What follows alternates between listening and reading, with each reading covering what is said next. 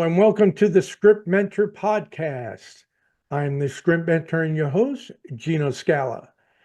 Today, I'm very excited to introduce you all to a WGA screenwriter. And let me tell you, he's one of the best screenwriters I have ever read. And I say, he knows I feel that way, I've said it many, many times. So I'm very excited to introduce you to Charles Andrew.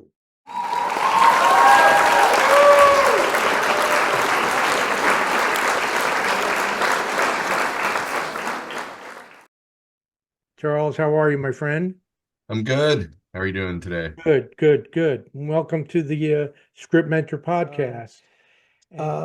Now, you came to me with wanting some help on this original science fiction project that you had called Trucker. Yeah.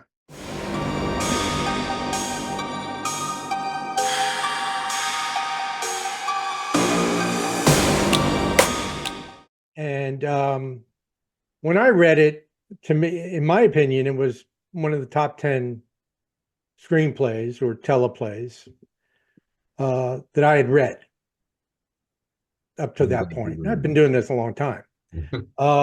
So you were, you're one of those names that comes right off the tip of my tongue when say, who are the best writers you've read?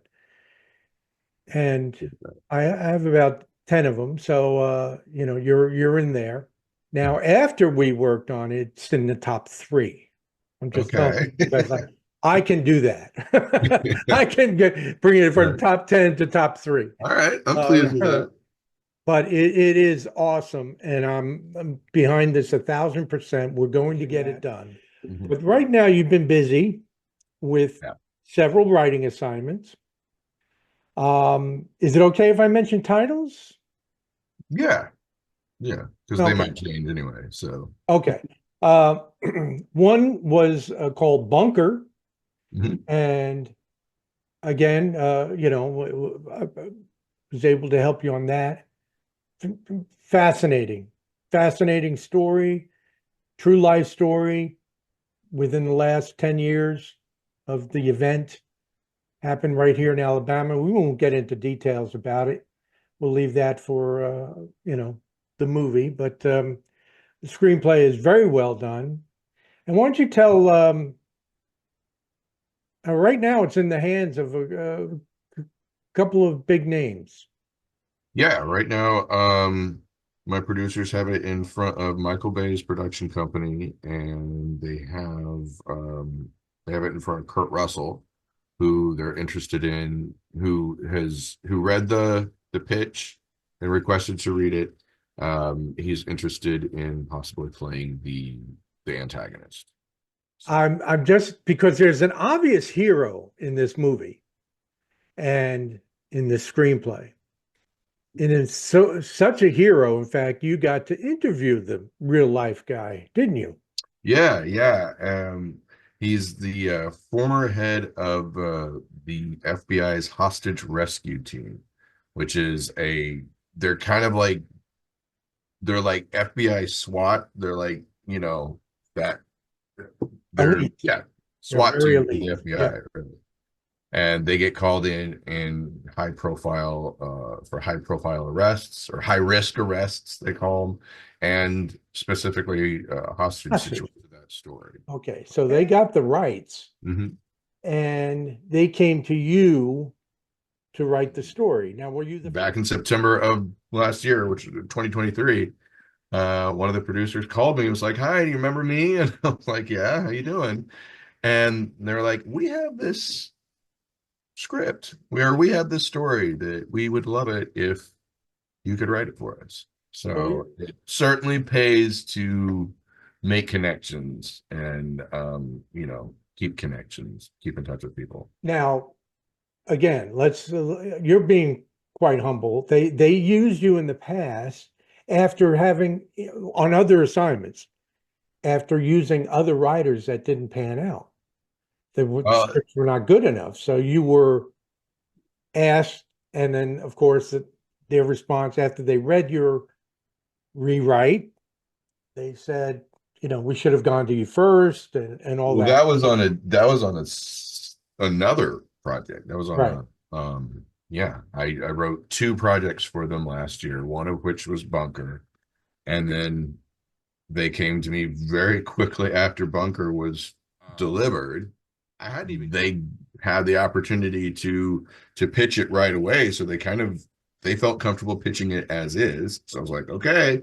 But I really hardly had a chance to catch my breath before they came to me with a second project that had been through two writers before, that they weren't happy with. And they said, man, we should have come to you first on this, Right. but can you turn this around in 4 weeks? So I was like, whew, okay.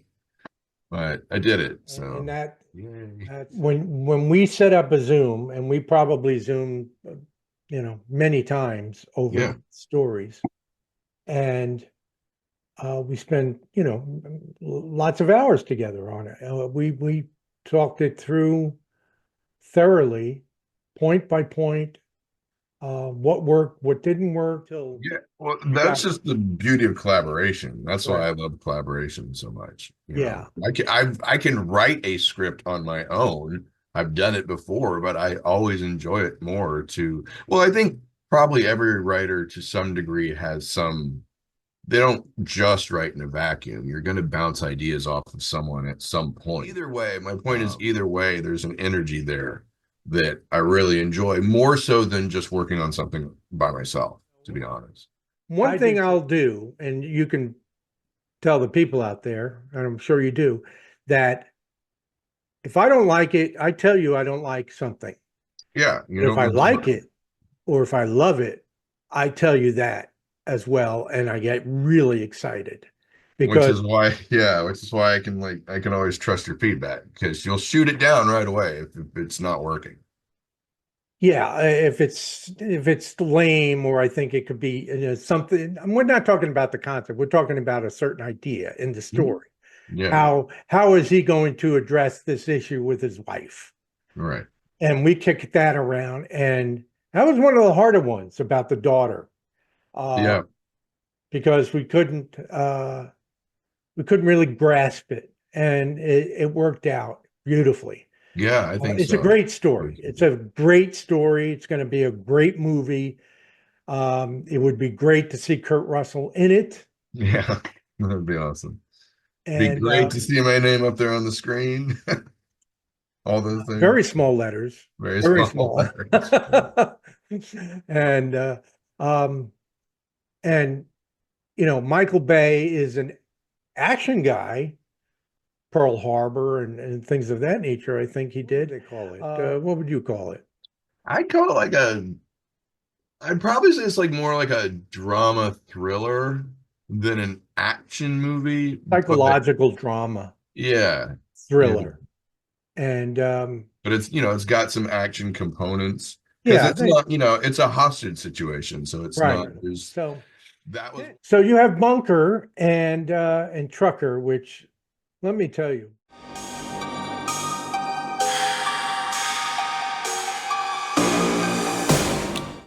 it came with an incredible brainstorming session with my partner. collaborator and story guy.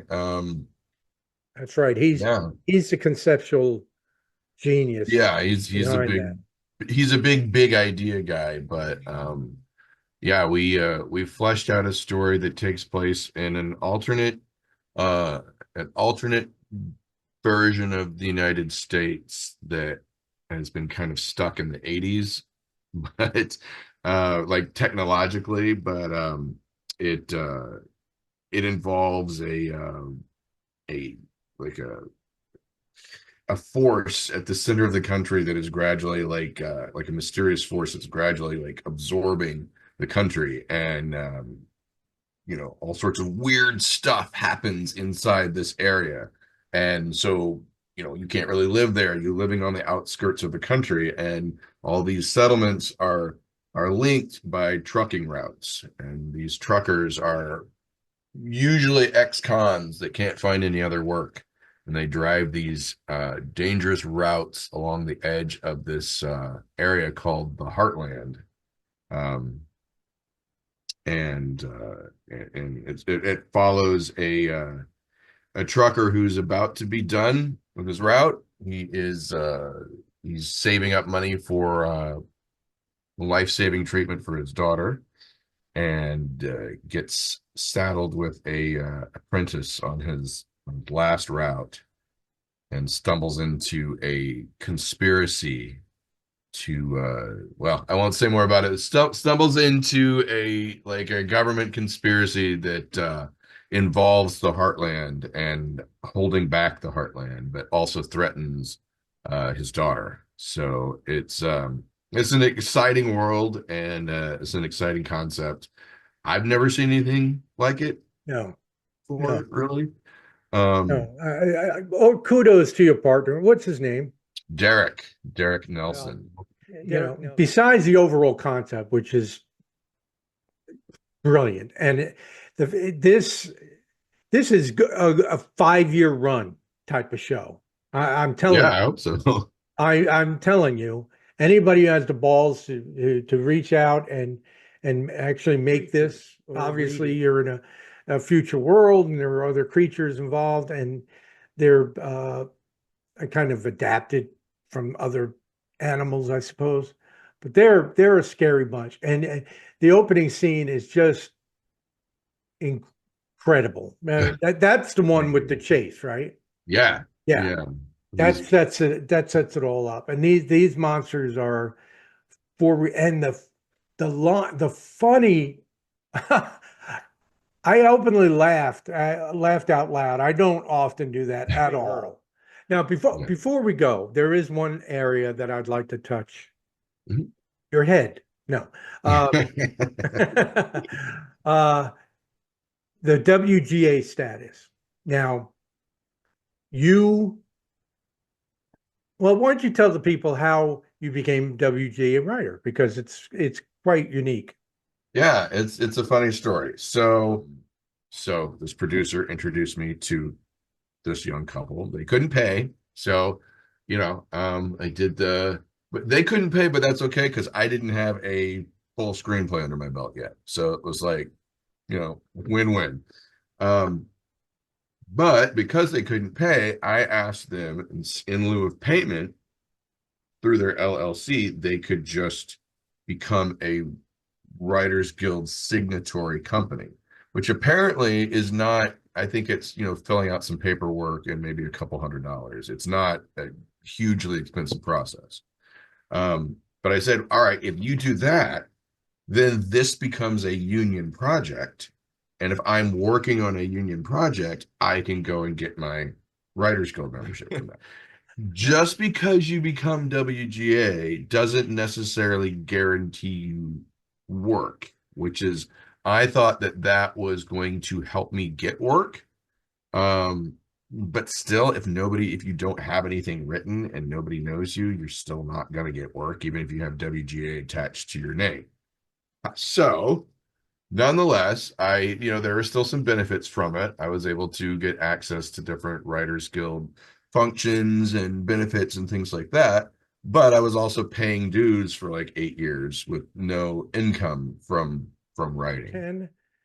So, on that note, Charles, I want to thank you for spending all this time with me at the Script Mentor and the Script Mentor podcast. And I'm very, very happy to have um, met you and worked with you. And quite frankly, you're a much better writer now, just to be Yeah. honest.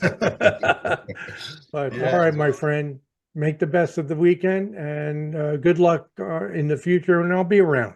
All Okay. right. Sounds good.